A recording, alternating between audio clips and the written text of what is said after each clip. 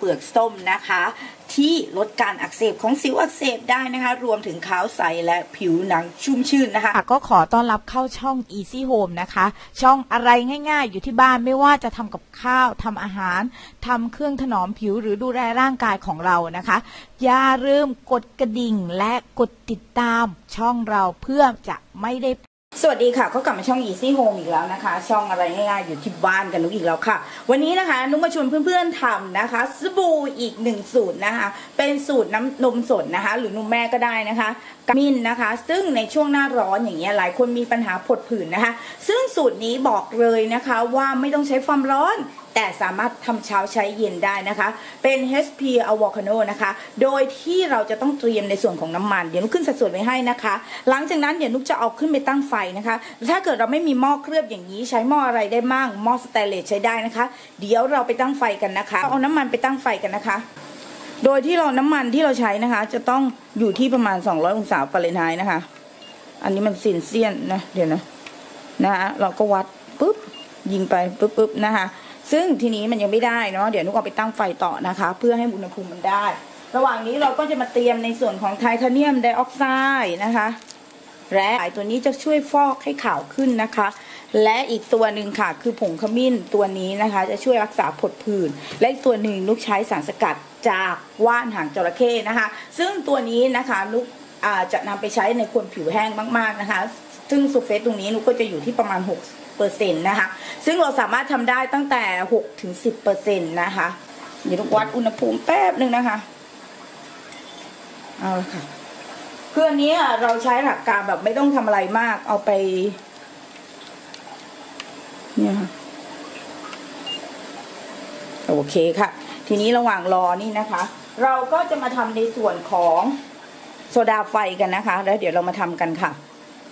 พักตรงนี้ไว้ก่อนเนาะนะคะโซดาไฟนุ๊กตั้งมาแล้วนะแต่ว่าสูตรนี้นุ๊กจะใช้นมสดในการตั้งสูตรด้วยนะคะซึ่งการจะใช้นมสดในการตั้งสูตรเนี่ยเราจะมาใส่ในทีหลังนะคะแต่เราต้องไปลดน้ำในส่วนของโซดาไฟก่อนนะคะทีนี้เราก็เอาน้ำนะคะ100 กรัมใส่ลงไปจ้ะและค่อยใส่ค่อยใส่นะคะโซดาไฟนะคะแล้วก็คนให้โซดาไฟละลายนะคะทำเหมือนทุกครั้งนะคะแค่รอบนี้เราจะใช้แสงแดดนะคะช่วย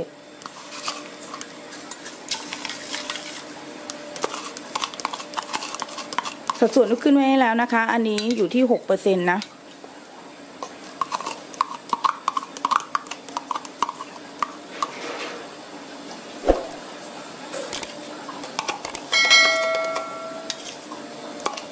สูตรนี้สำหรับคนผิวแห้งโดยเฉพาะนะแฟนนุ๊กเราอายุเยอะๆนะคะผิวแห้งแต่ของคุณแม่นุ๊กนี่จะใช้อยู่ที่ประมาณ7%นะการทำสบู่ทำเองเนี่ยมันดีอย่างหนึ่งเราสามารถทำได้ว่าสบู่นะคะผิวแห้งขนาดไหน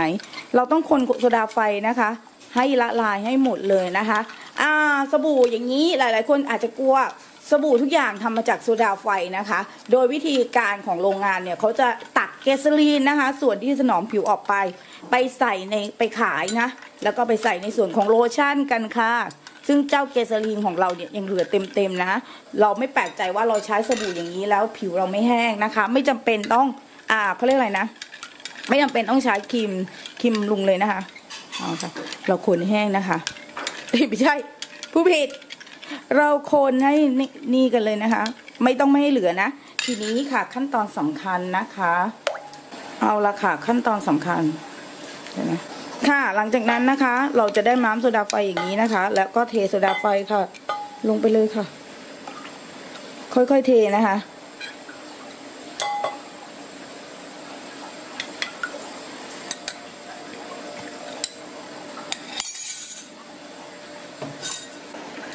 เทแล้วก็คนนะคะใช้ตะกร้อมือคนค่ะ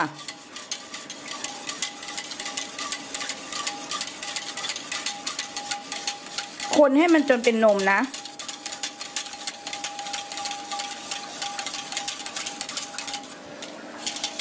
เห็นไหมคะมันเริ่มเป็นนมแล้วเท็กเจอร์ขึ้นแล้วนะ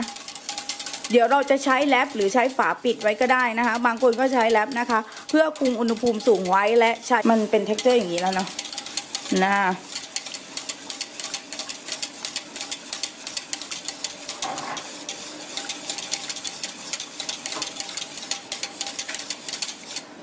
เดี๋ยวเราจะปิดไว้นะคะแล้วเดี๋ยวเราจะมาดูวอลคาโนกันนะคะ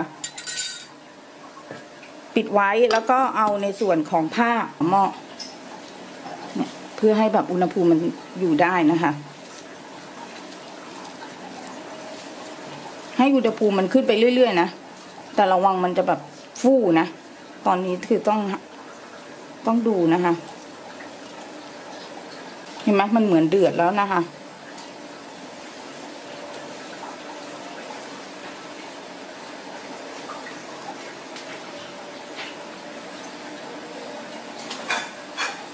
ระวังตอนนี้มันจะฟู่นะคะเราต้องแรปจริงๆมันควรแรปนะเดี๋ยวจะแรปไว้นะคะไอ้นี่เราก็ต้องเอาให้มันลงไปเห็นไหมอย่างนี้ค่ะ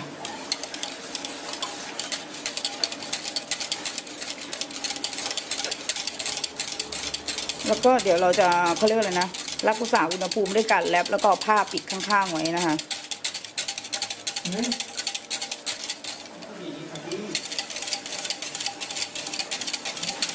แรปหรือปิดฝาก็ได้นะคะแต่แรปมันจะเห็นเร็วขึ้นอย่าพยายามทิ้งมันไปไหนนะเพราะเดี๋ยวมันจะสุกนะคะ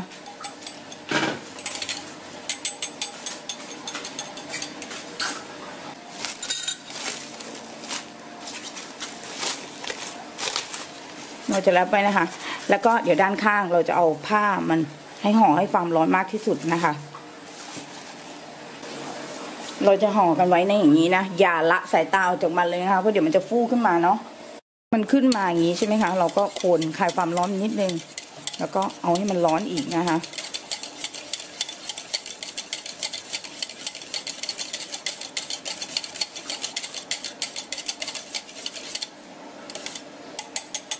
ก็ปิดกลับลงไปอีกนะคะจนกว่ามันจะเจลนะคะ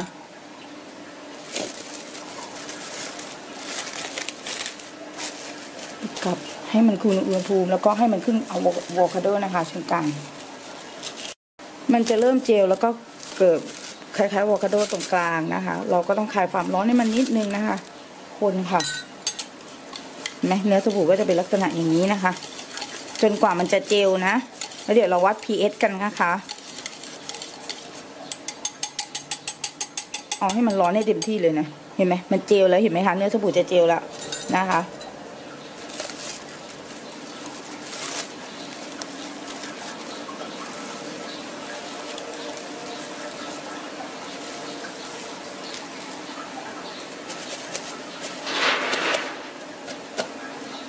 จะเห็นได้ว่าเนื้อเจลแล้วนะคะ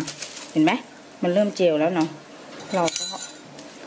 นี่ค่ะคนลงเห็นไหมเกสลีนออกแล้วนะคะคนลงอีกค่ะไม่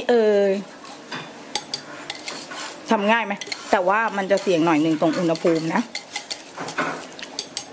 คะแล้วก็ปิดไว้เห็นไหมเนื้อเจลจะสวยมากเลยเห็นไหมคะเราจะต้องให้เป็นเจลแบบคล้ายๆแยมเลยอะค่ะในขั้นตอนแรกนะคะก้อยเพื่อนๆนะคะใส่น้ำหอมค่ะกลิ่นอะไรก็ได้ที่เราชอบนะคะคนน้ำหอมเข้าให้กับด้วยกันนะคะ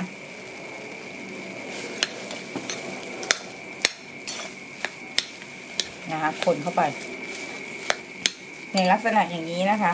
และเราต้องการให้เป็นสีส้มนะคะสลับสีขาวนิดนึงนะคะเนื้อสบู่นะคะเราก็หยดสีส้มลงไปนะคะในฝั่งนี้เราไม่ได้ต้องการสีส้มเยอะนะคะเราก็หยดไปแค่ ฝั่งเดียวนะคะประมาณนี้นะคะ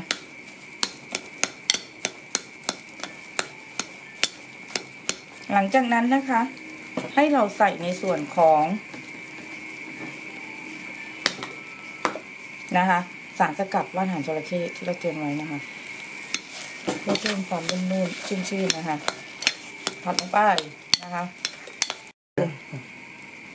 เราอย่าลืมเตรียมในส่วนของ Orange Powder ด้วยนะคะทีนี้เราเริ่มกันค่ะ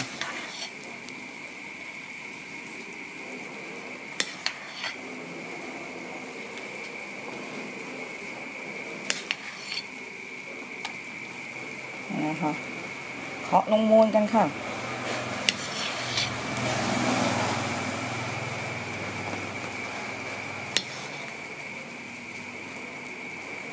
สลับลายตามที่เราต้องการนะ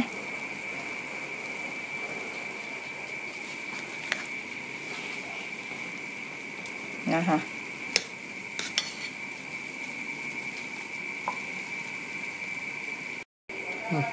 สลับลายตามที่เราต้องการนะคะ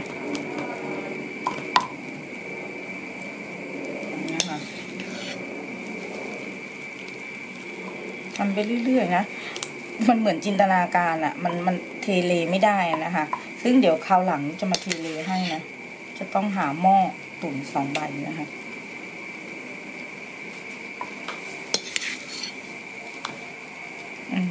นะคะมันต้องตุ๋นได้ที่มันถึงจะเทได้สะดวกนะคะนุกใส่สารสกัดนะคะจากว่านหางจระเข้แล้วก็เปลือกส้มลงไปนะคะเพื่อได้2 ต่อนะทั้งผิวขาวและชุ่มชื่นนะคะ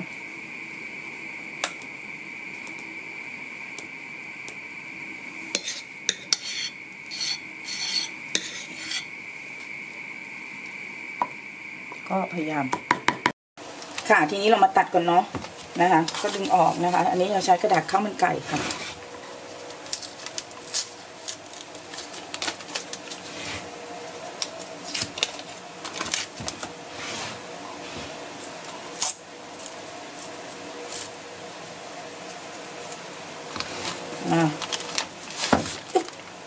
นะคะเห็นไหมฉันมันจะนุกชอบที่สุดคือการคัดตอนตัดนะคะเดี๋ยวเราตัดกันนะคะเหมือนเค้กเลยอะโอ้โหเอาละค่ะชั้นลายเราจะเห็นชั้นลายชัดมากๆนะคะนะคะเราจะตัดกันไปเรื่อยๆนะคะ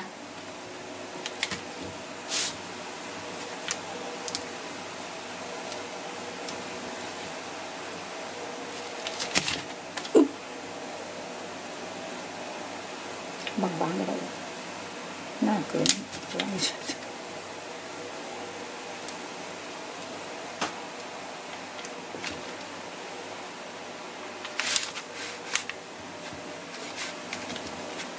ซึ่งตัวนี้นะคะจะให้ฟองครีมที่นุ่มนะคะแล้วก็ผิวเราจะนุ่มชุ่มชื่นนะคะจากสารสกัดว่านหางจระเข้รวมถึงเปลือกส้มนะคะ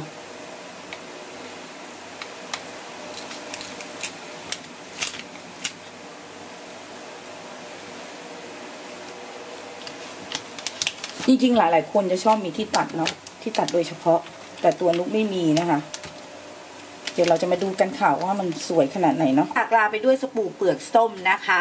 ที่ลดการอักเสบของสิวอักเสบได้นะคะรวมถึงขาวใสและผิวหนังชุ่มชื่นนะคะจากสารสกัดจากว่านหางจระเข้นะคะสำหรับคลิปนี้นุกขอลาไปก่อนค่ะถ้าเพื่อนๆชอบคลิปนี้ก็ฝากกดไลค์ให้กำลังใจช่อง Easy Home และทีมงานทุกคนด้วยค่ะและอย่าลืมกดแชร์นะคะเพื่อบอกต่อคลิปดีๆค่ะเราเจอกันใหม่คลิปหน้าคลิปนี้ลาไปก่อนค่ะสวัสดีค่ะ